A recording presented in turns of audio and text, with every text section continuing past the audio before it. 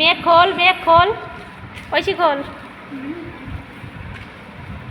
আমার গিট মেরে দিয়েছে। এখান থেকে ছেড়। হ্যাঁ ছেড়।